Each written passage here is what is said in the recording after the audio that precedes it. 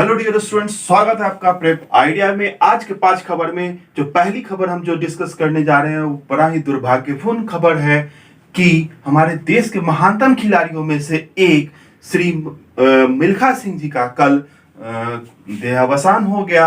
वो कोरोना से पीड़ित थे। आइए एक बार देखते हैं उनके जीवन के बारे में कुछ। मिल्खा सिंह जी का जन्म गोविंदपुर में हुआ था, जो कि वर्तमान में पाकिस्तान में है।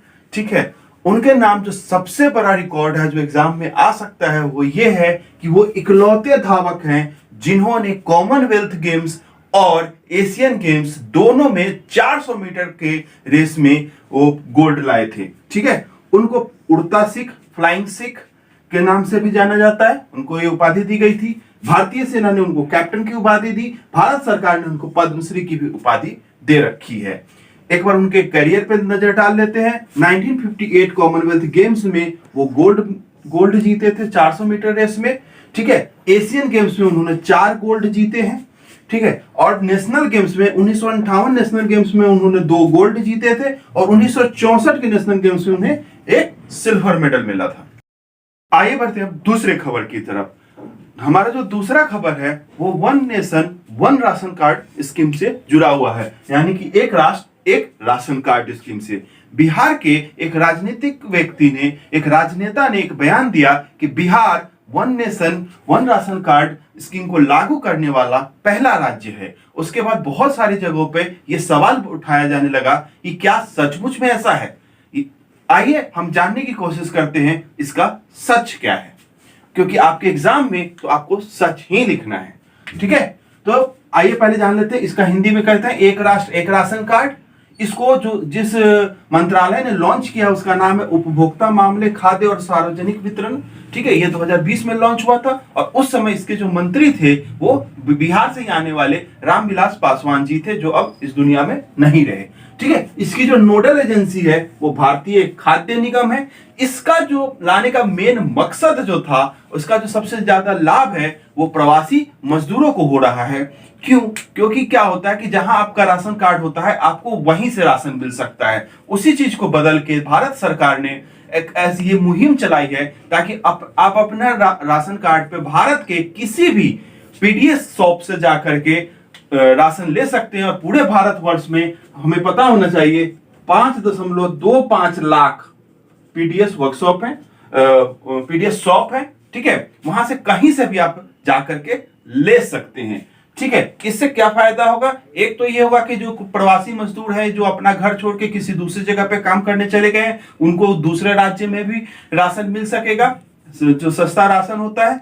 ठीक है, और साथ ही साथ उससे क्या होगा कि भ्रष्टाचार पे भी रोक लगेगा। क्योंकि कई बार क्या होता था, मजदूर है या कोई है जो दूसरी जगह चला गया, वहां पे उसके नाम पे उसके राशन कार्ड पे पीडीएस शॉप वाला किसी और को राशन बेच देता था, तो उस पे भी लगाम लगेगी। ठीक है, अब हम देखते हैं कि शुरुआत कहां से हुई। इसको पायलट प्रोजेक्ट के तौर पे सबसे पहले 2 क्लस्टर राज्यों में लॉन्च किया गया था। पहला क्लस्टर था आंध्र प्रदेश और तेलंगाना का और दूसरा क्लस्टर था महाराष्ट्र और गुजरात का।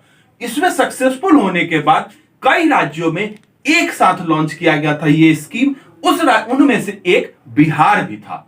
ठीक है, और यदि उसमें देखा जाए पूर्वोत्तर राज्यों में यदि सबसे पहले किसने लॉन्च किया तो त्रिपुरा ने सबसे पहले पूर्वोत्तर राज्यों में लॉन्च किया है। और बाकी बिहार उन राज्यों में से था जहां पे ये सबसे पहले लॉन्च की गई थी।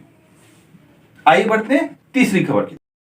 बिहार की डगमरा जल विद्युत परियोजना की काफी चर्चा हो रही है। क्यों? क्योंकि ये बिहार की सबसे बड़ी जल विद्युत परियोजना होने वाली है।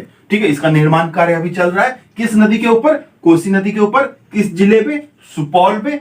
कौन कर रहा है? तो Bihar state power holding corporation limited plus NHPC national hydro power corporation, ये सब दोनों मिलकर साथ में इस परियोजना का निर्माण कर रहे हैं। इस परियोजना की कुल कैपेसिटी क्या है? ठीक है, 130.1 मेगावाट। 17 यूनिट होंगे, जो हर यूनिट 7.65 मेगावाट का है। ठीक है, तो 17 यूनिट का कितना हो गया? कुल 130.1 मेगावाट। और मैंने पहले बता दिया बिहार की सबसे बड़ी जल विद्युत परियोजना है और ये एक रन ऑफ रिवर टाइप परियोजना है। रन ऑफ रिवर क्या होता है? एक होता है आप झील बना के, बांध बना करके बिजली उत्पादन करते हैं, और एक होता है कि जो चौड़ी नदी होती है उसको आगे जाकर के धीरे धीरे पतला करते हैं ताकि उसके अंदर जो पानी का जो फ्लो है, जो बहाव है वो तेज हो जाए और उसके अंदर ज्यादा काइनेटिक एनर्जी हो जाए, उसको हम कन्वर्ट करके, बदल करके विद्युत का उत्पादन कर लेते हैं। तो हमारे लिए सबसे ज्यादा ध्यान देने वाली बात यह है कि बिहार की सबसे बड़ी जल विद्युत परियोजना जो बनने वाली है वो कौन सी है? डगमरा जल विद्युत परियोजना। आइए नेक्स्ट टॉपिक पे चलते। आज की जो चौथी खबर है वो सोने की हॉलमार्किंग से रिलेटेड है। ठीक है, हमारे भारत सरकार के उपभोक्ता मामले और खाद्य और सार्वजनिक वितरण मंत्रालय ने अब सोने की हॉलमार्किंग को अनिवार्य कर दिया है। पहले ये ज्वेलर्स के लिए एक वैकल्पिक व्यवस्था थी, जिसके तहत लगभग 40% ही सोने के गहनों का हॉलमार्किंग हो पा रहा था, लेकिन अब ये अनिवार्य कर दिया गया है। और इसका जो इस प्रोग्राम का जो संचालन है वो भारतीय मानक ब्यूरो यानी ब्यूरो ऑफ इंडियन स्टैंडर्ड्स कर रहा है। ठीक है, और ये जो है अभी तक सिर्फ 2 कीमती धातु ही को इस दायरे में लाया गया है, हॉलमार्किंग के दायरे में लाया गया है, वो है सोना और चांदी। आइए बढ़ते हैं अगली खबर की तरफ। अभी पूरे देश में टीकाकरण काफी जोरों शोरों से चल रहा है। उसी क्रम में बिहार सरकार एक नई योजना लेकर के आई है जिसका नाम है टीका एक्सप्रेस। इसकी जरूरत क्यों पड़ी? क्योंकि जो दूर दराज के लोग हैं, जो बुजुर्ग लोग हैं, वो टीकाकरण केंद्र पे जाने में असक्षम पाए गए, वो लोग वहां नहीं जा पा रहे थे। इसीलिए बिहार सरकार ने यह फैसला लिया कि उनके स्वास्थ्य कर्मी लोगों के घर घर तक जाएंगे, दूर दराज के गांवों में जाएंगे और वहां जाकर के 45 से ज्यादा उम्र वाले लोगों को उनके घर पर जाकर के टीकाकरण किया जाएगा।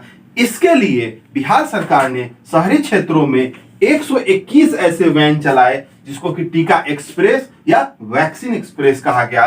ग्रामीण क्षेत्रों के लिए 700 से भी ज्यादा ऐसे वैन चलाए गए। ठीक है, तो ये सब बिहार सरकार की एक महत्वाकांक्षी योजना रही टीकाकरण के लिए, टीका एक्सप्रेस। ये थे आज के 5 खबर।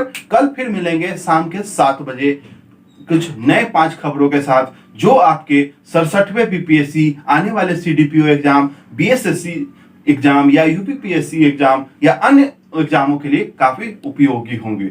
धन्यवाद।